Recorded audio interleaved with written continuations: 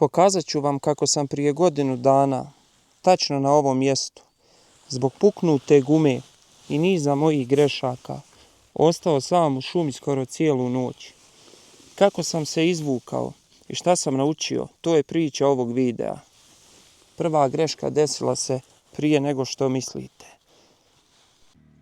Da biste razumjeli šta se desilo te noći, moram krenuti malo ranije. Tog dana sam odlučio da idem sam u vožnju, do u kasnim poslijepodnevnim satima. Teren mi je bio poznat, vrijeme stabilno i mislio sam da imam sve pod kontrolom. Upravo tu je nastala moja prva greška. Kako je vožnja odmicala, išao sam sve dublje u šumu, uvjeren da imam vremena za povratak. Tek kasnije sam shvatio da sam povratak odgađao predugo. Plan je bio da u sumrak stignem u grad. Ovo mjesto je imalo drugi plan. Ovo je pukotina koja je danas zakrpljena, ali te noći mi je napravila probleme. Iako sam vidio da je pukotina velika, prvo što pokušavam je kompresor. Naduvao sam gumu, krenuo, ali ni 10 metara. Opet sam stao, opet je izduvala. Zovem prijatelje, tražim pomoć, ali niko nema ni gumu ni felnu. U međuvremenu je već pao mrak.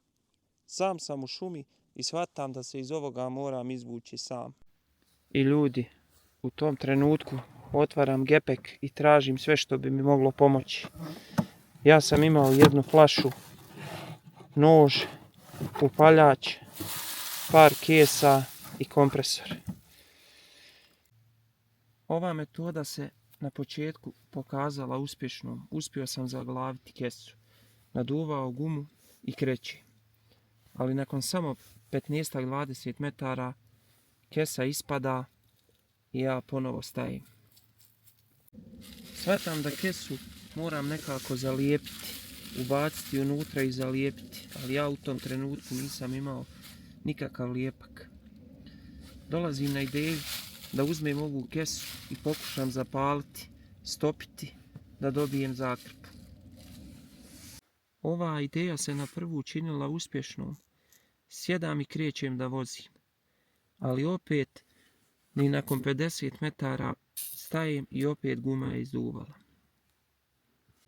Nisam imao više kesa. U tom trenutku je već negdje oko ponoći bilo u ovoj šumi. Sam sam, šuma oko mene, razni zvukovi i iskreno polako me hvatala panika. Jedina opcija koja mi je još preostala je bila flaša. Da nju probam isjeći, topiti i tako ovdje formirati deblji sloj fleke. Flaša je imala deblji sloj plastike i uspio sam formirati deblju fleku. Nakon što je fleka postala dovoljno debela, duvam gumu i pokušavam da idem dalje. Držalo je nekih kilometar vožnje, malo, ali meni u tom trenutku dovoljno.